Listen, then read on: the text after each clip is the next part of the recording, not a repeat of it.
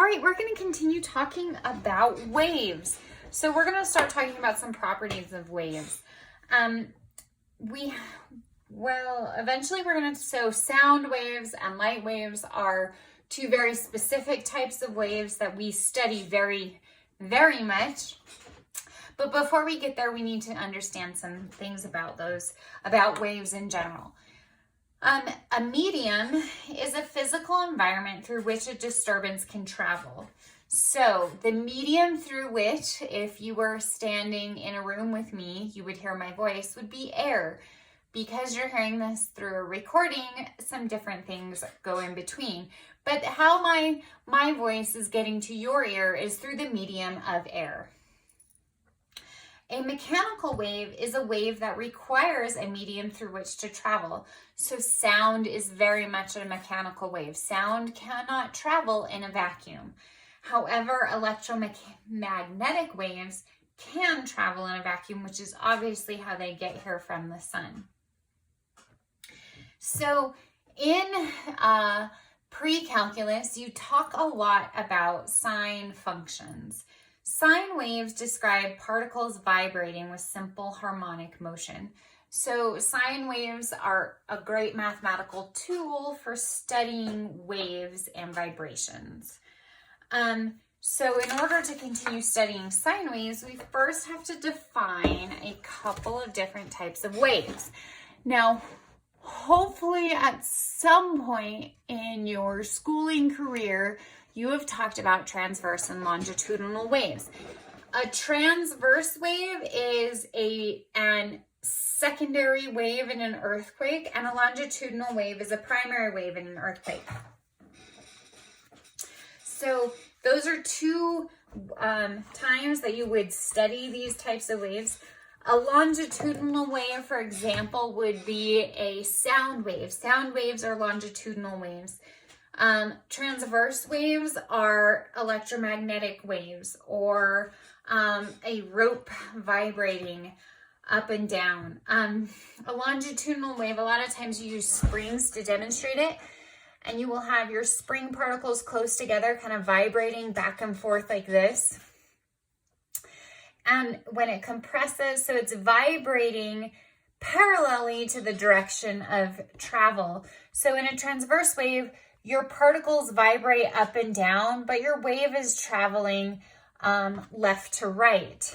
So in a longitudinal wave, the particles vibrate parallel to the direction of travel. So your particles will be vibrating left to right, and your wave is also traveling left to right. Now, there's a few things that we need to talk about, like on a transverse wave, that are important, and you should know these definitely from pre-calculus. You talk about your crest, which is this top point. Your trough is your bottom. Your amplitude is the distance from equilibrium to your top, from zero to your crest, or from zero to your trough. That's the amplitude. Your wavelength is from when you go through one complete cycle. So it can be crest to crest. It can be kind of this zero before it goes up into a crest to this zero before it goes up into a crest. That's your wavelength. Now, in a longitudinal wave, we have some different things to talk about. Now, the compression is when you have your particles close together, and rarefaction is when your particles are spread. Wavelength is from the same point in the same, so on this example, and these are two different waves, you have a wavelength from here to here, about when you go through your compression again. Down here, which is kind of what sound waves look like, how they vibrate the particles, you have a wavelength from this compression to this compression. Okay, the compression on one of these always corresponds to a crest on a sine wave. So you would have a crest and a trough, and then a crest up here and a trough. So you can model it, you just have to understand that that's not how the wave looks, but it is a model of when you have compression and rarefactions. So Now, the wavelength itself is the distance between two adjacent similar points of a wave, such as crest to crest or trough to trough. And the symbol of a wavelength is this lambda, this kind of upside down W looking thing. And it's the Greek lowercase letter lambda to symbolize wavelength. So we can then talk about the speed of a wave. So the speed of a wave is the speed is equal to the frequency of your wave multiplied by your wavelength. So wavelength is a length measurement. It's usually measured in meters. And frequency is hertz, or 1 over s. Meters times 1 over s results in meters per second. So, in our example, we have a piano emits frequencies that range from a low of about 28 hertz to a high of about 4,200 hertz. Find the range of wavelength in air attained by this instrument when the speed of sound in air is 340 meters per second. So the speed of sound changes based on the temperature outside, but in general, this 340 is a pretty good value, and it's kind of what we use. I think it's probably speed of sound at room temperature.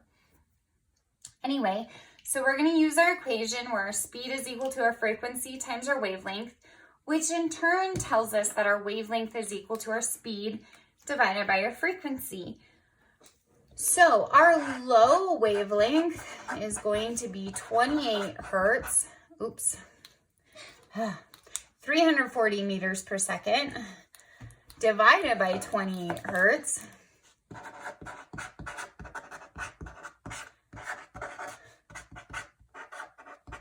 So our low wavelength is 12 meters. And our high wavelength is 340 divided by 4,200 hertz. So our high wavelength is 0.081 meters. So our wavelength is 0.081 meters. It's less than or equal to our wavelength is less than or equal to 12 meters. Okay, wavelength and frequency have an inverse relationship. So as your wavelength increases, your frequency decreases. Okay, so waves interfere with each other, and you can see from this pattern of water waves that the interference is the light and the dark parts. You can see the wave fronts is light, and where they're destructively interfering, you've got dark. We call overlapping waves superposition. So visible light and other forms of electromagnetic radiation also undergoes superposition, and they can interact to form interference patterns. This is why sound has kind of a varied, rich sound, is because all these waves kind of act together, and they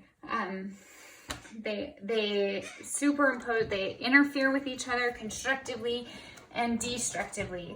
So when you have in-phase interference like below, you have constructive interference. If this wave were to be completely out of phase with this, where we went down, up, down, the result would be a flat line. So what happens is, oftentimes with waves, you don't have completely in phase and completely out of phase. You have something that maybe looks like this. And then what happens is you get a resultant wave that maybe looks like this. It's just like when you add different sine functions all together, you get kind of a different looking wave that doesn't follow just the normal basic sine wave pattern. What happens is if you have something, let's say you're tuning instruments, and you're tuning two instruments, and one creates a tune that looks like this, and another creates a tune that looks like almost like that, but is slightly out of phase. Well, what happens is wherever, since this has a slightly different frequency than this one, it will actually have points of destructive interference, and these are called beats. So when you hear like an orchestra warming up, they're listening for beats, and they always tune to the oboe because an oboe can't be tuned. And so they're listening for beats to tune the other instruments to that oboe. And a beat is basically just, it's not like the beats on like a big bass system. These are moments where you have no sound coming in, so no sound wave, where the sound waves interact in such a way that sound ceases. So waves have all kinds of interesting properties. We're going to get into them more when we talk about sound and light. So waves, they can reflect off objects. They change speed when they go through different mediums. So they bend when around, like light will bend around mirrors. And all sorts of interesting things happen with waves. They have a lot of interesting properties that we will get into more in sound and light. But so waves can be reflected, and what do we call a reflected sound? Well, that's what we call that Greek myth with the girl who can only ever say what the person said to her. So anyway, that concludes our waves chapter, and we're going to move on to sound and light next.